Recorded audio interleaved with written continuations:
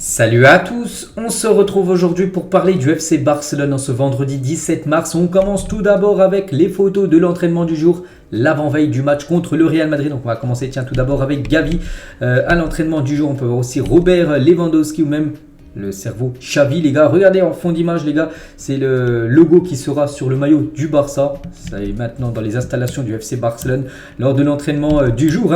Le logo Motomomi, voilà, je crois que c'est ça, de la chanteuse Rosalia, la chanteuse catalane, bien sûr. Et à noter que la tenue Glow Motomami, en collaboration avec Rosalia et Spotify, est désormais sold out, en gros, en rupture de stock. Il n'y a déjà plus de maillots, ils sont tous été vendus, ces maillots. On va dire avec ce sponsor là qui sera le sponsor du Barça pour le match après-demain. Toujours avec ce classico, donc il y aura un nouveau maillot et aussi Pedri, les gars, classico avec Pedri, ça fait la une du journal Sport, c'est sûr. Il était présent aujourd'hui à l'entraînement, il a reçu le feu vert médical, il sera bien là pour le match. Après, est-ce qu'il va commencer titulaire ou non, ça je ne sais pas. Je pense qu'il sera titulaire. Donc voilà, Pedri fait la une journal Sport, il fait la une également du journal Mundo Deportivo. Donc Sport et Mundo Deportivo sont tous deux en tête d'affiche de Pedri aujourd'hui. Alors que le milieu de terrain est sur le point de revenir à l'action contre Madrid. Il devrait jouer entre 60 et 70 minutes du match. Il devrait jouer au moins 1 heure de jeu. Donc ce qui voudrait dire qu'il devrait commencer titulaire cette rencontre. Le joueur Pedri, ça bien sûr c'est une très bonne nouvelle pour l'équipe du Barça, parce qu'avec Pedri, le Barça aura certainement beaucoup plus de chances de battre le Real Madrid. Et regardez le 11 attendu, les gars, contre le Real Madrid. Donc Pedri en numéro 10 avec Lewandowski, Rafinha en attaque, donc milieu à 3, De Jong, Busquets et Gavi, bon milieu à 4 si on rajoute bien sûr Pedri, et derrière Balde, Christensen, Koundé, Araujo, défenseur droit, et Ter Stegen. Voilà, il y a de fortes chances que ça soit ça le 11 de départ pour le match contre l'équipe du Real Madrid après-demain. Et concernant Araujo, poste d'arrière droit, on sait que de temps en temps il est arrière droit, souvent arrière droit contre le Real Madrid pour stopper un joueur en face. Vini Junior, de temps en temps il est dans l'axe, mais là il devrait commencer défenseur droit. Il a dit genre en tant que latéral droit contre le Real Madrid, je pense que oui, mais je ne sais toujours pas ce que l'entraîneur décide. Donc je pense qu'il va utiliser ce schéma de jeu là. Xavi, ça a marché lors des derniers matchs, lors du match de coupe du Roi, lors du match aller. Araujo avait commencé défenseur droit, Barça a gagné. En Super Coupe d'Espagne, la finale contre le Real Madrid, il avait commencé défenseur droit. Le Barça a gagné, donc on le voit commencer de nouveau bien sûr sur le couloir droit de la défense. Et concernant l'arbitre de ce Barça Real Madrid, ça sera Ricardo de Burgos qui sera l'arbitre du Classico ce dimanche. Concernant toujours ce match, en raison des tensions après la publication par Madrid de la déclaration sur l'affaire Negreira, le Classico de ce week-end sera l'un des plus dangereux de l'histoire. Le conflit va au-delà du football et la tension se fera sentir, agir plus exemplaire que jamais. C'est qu'il y aura certainement des supporters du Real Madrid du côté du Camp Nou, donc attention parce qu'il pourra y avoir des débordements par rapport à ce qui se passe. Vous savez, l'affaire Negreira, donc les deux clubs actuellement sont en conflit. Il y a déjà le conflit bien sûr sportif, mais là aussi par rapport à cette affaire Negreira, donc voilà, ça peut être un classico qui peut peut-être déborder en dehors du stade, tout ça, donc attention, bien sûr, il y aura certainement beaucoup de policiers autour du Camp Nou dimanche soir. Frenkie de Jong, les gars, il sera titulaire, oui bien sûr il sera titulaire normalement d'après la compo probable. Il a dit: le Real Madrid a une qualité incroyable au milieu de terrain, Modric est un joueur que j'ai toujours aimé. Voilà ce qu'il a pu dire sur le milieu croate. Frenkie de Jong, on continue avec lui. Donc Xavi est l'un des meilleurs milieux de terrain de l'histoire, il nous aide beaucoup, il nous montre des instantanés de matchs récents et met parfois un instantané particulier où nous aurions pu prendre de meilleures décisions. C'est vrai que quand on coach, c'est Xavi, l'un des meilleurs milieux de l'histoire du football, tu peux que apprendre. Donc voilà ce que peut dire Frenkie de Jong sur Xavi. Il a également dit: pour moi le Camp Nou est le plus beau stade du monde à cause de son histoire. J'aime aussi que le stade soit ouvert du haut, il est très grand, il y a une bonne ambiance. Je l'ai visité en tant qu'enfant et c'était très spécial. Donc voilà, c'est que là une photo de lui avec sa copine où il est toujours en couple à l'époque, parce qu'on peut voir qu'il était beaucoup plus jeune et peut-être là il avait visité ce moment-là le stade du Barça alors que c'était pas encore un joueur du Barça, il était peut-être à ce moment-là du côté de l'Ajax, son ancien club. Toujours avec Frenkie, souhaiteriez-vous jouer dans le nouveau Camp Nou qui va être rénové? Oui, le Barça a toujours été mon club de rêve et je souhaite rester ici de nombreuses années. Donc le nouveau Camp Nou, les gars, c'est en 2026, ce qui voudrait dire qu'il aimerait encore être en 2026 du côté du FC Barcelone. Et toujours avec Frenkie, donc le changement de système vous a-t-il été bénéfique ou est-ce autre chose? Il a dit: je pense que l'équipe est globalement meilleure que l'année dernière et cela m'aide. De plus, cette saison je joue constamment au milieu de terrain, ce qui m'aide également. Donc vu que maintenant, souvent Xavi Xavi utilise un système avec 4 milieux de terrain. Donc bien sûr, il est souvent dans ces 4 milieux de terrain. Frenkie de Jong. Donc il joue plus par rapport à la saison dernière où il a joué, mais peut-être un peu moins que cette saison. Donc il est très content. C'est qu'actuellement il fait une très bonne saison, le joueur néerlandais. Lewandowski aussi, quelques déclarations de Lewandowski. Je suis en forme, mais je sais que les dernières semaines n'ont certainement pas été faciles pour moi pour de nombreuses raisons différentes, mais c'est le football et parfois ces moments arrivent. Il a également dit l'idée que nous suivons est plus importante. Le bien-être du club passe avant tout. Je savais avant de venir à Barcelone que lors de ma première année, je ne pouvais pas penser à battre tous les records que je voulais battre, mais bien sûr, je le ferai dans le futur, on espère. Et pour finir avec Lewandowski, avec mon expérience, tout devient facile à gérer. Mais je pense aussi qu'à chaque fois que je vais au Camp Nou, il y a quelque chose de spécial. Un match comme celui-ci, contre un adversaire comme celui-ci, sont les moments pour lesquels vous devez travailler dur. En gros, ça a été une interview avant le match contre le Real Madrid, bien sûr, après-demain. On va parler de toute autre chose maintenant. Le Classico, on en parlera bien sûr demain et beaucoup dimanche matin. Il y aura la vidéo d'avant-match. On va parler de Jules Koundé. C'est officiel, Jules Koundé dans le groupe de l'équipe de France pour les 2 prochains matchs des Bleus contre les Pays-Bas et Pays-Bas de Frenkie de Jong et après c'est l'Irlande le match d'après. Donc il est bien là, Jules Koundé. On peut voir la liste des joueurs français et à noter que Dembélé n'est pas présent. Il aurait été dedans bien sûr s'il n'aurait pas été blessé, vu qu'il est blessé. Voilà, bien sûr, il n'a pas été convoqué. Concernant Dembélé, donc il y a une légère rechute de Dembélé il y a 5 jours et sa présence contre le Real Madrid est incertaine. Pas le match après-demain, ça on sait déjà qu'il n'est pas là. C'est le match du Real Madrid le 2 avril prochain, après la trêve. On parle de ce match-là. Sa reprise est lente, néanmoins la façon dont il récupère pendant la trêve sera essentielle pour savoir quand le Français sera de retour. Donc voilà, en espérant qu'il puisse jouer à ce match retour. Voilà, contre la demi-finale retour contre le Real Madrid en Coupe du Roi. Mais pour le match après-demain, bien sûr, c'est officiel, il ne sera pas là.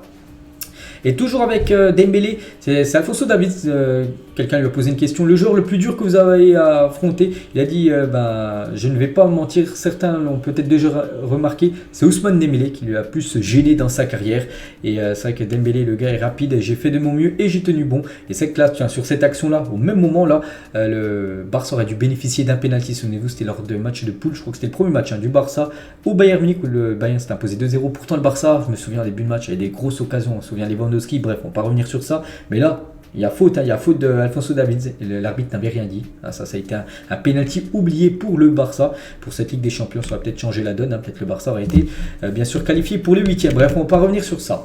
On va parler de la liste de l'Uruguay. On a montré la liste de l'équipe de France juste avant et la liste de l'Uruguay. À noter bien sûr que Araujo, le défenseur uruguayen, est bien évidemment présent. Et bien sûr, simplement mérité pour lui. Donc, ils vont jouer contre le Japon et contre la Corée leurs 2 prochains matchs. Je crois que ce doit être des matchs amicaux. Et au sein du club, il considère Araujo comme le meilleur défenseur du monde. Actuellement, son leadership est excellent et il est toujours les jeunes qui s'entraînent avec l'équipe première. Donc, vraiment rien à dire sur Araujo.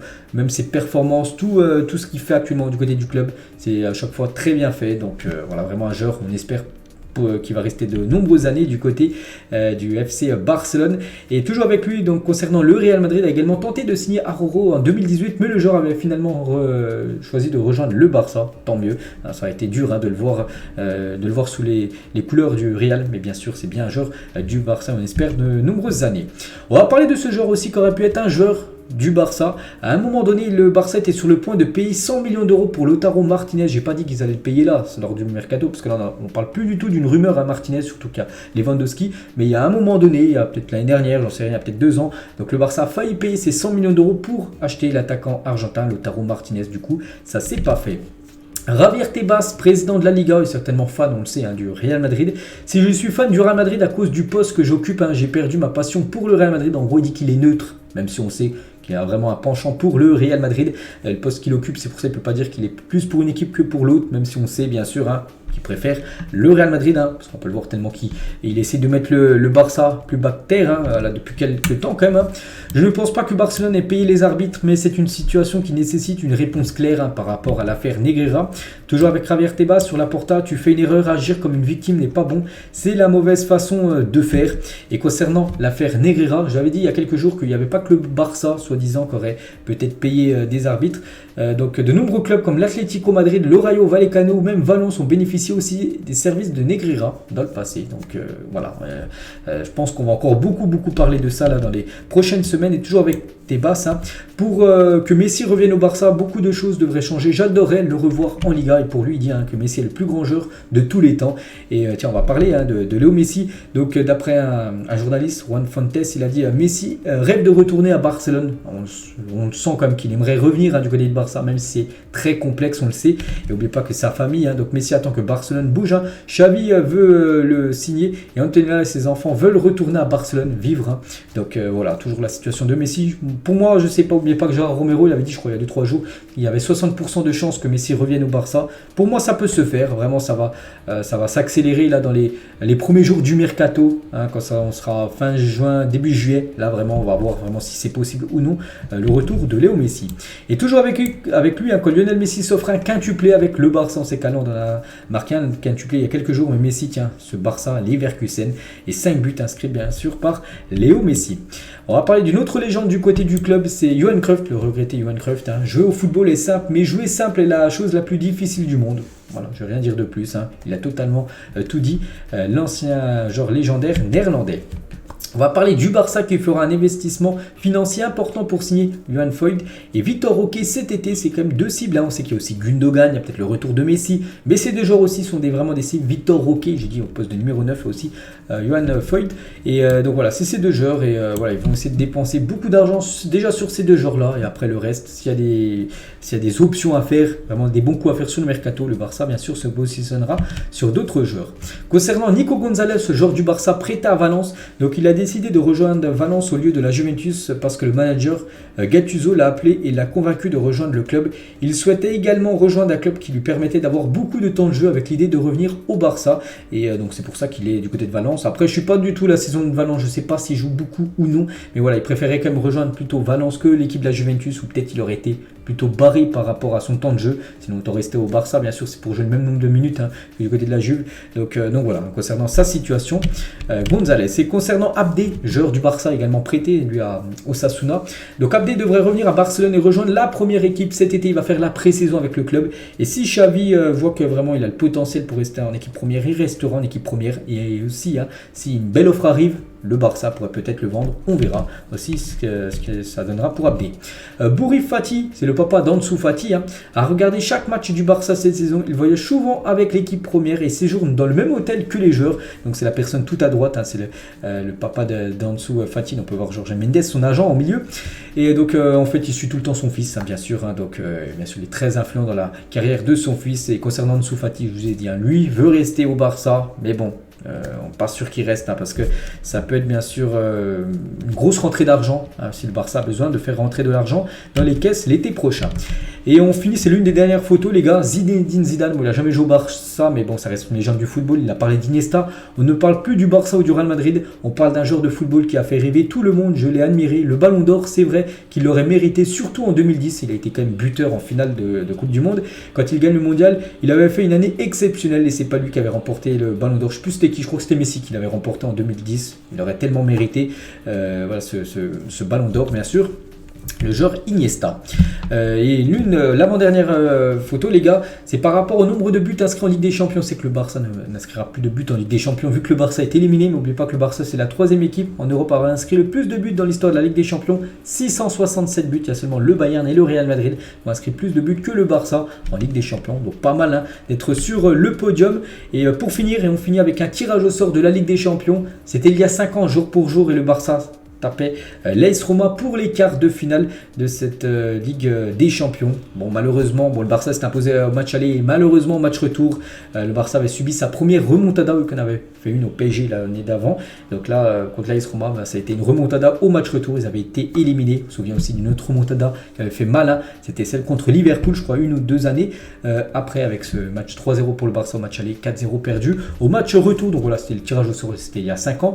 Jour pour jour, donc voilà les gars, ce qu'il y a à dire aujourd'hui sur sur cet épisode. Donc on se retrouve demain, on parlera de plus en plus de ce Barça Real Madrid, ce match de Liga prévu après-demain. Allez, bonne journée à vous, si ça vous a plu, n'hésitez pas à mettre un petit like, ça fait toujours plaisir et à demain.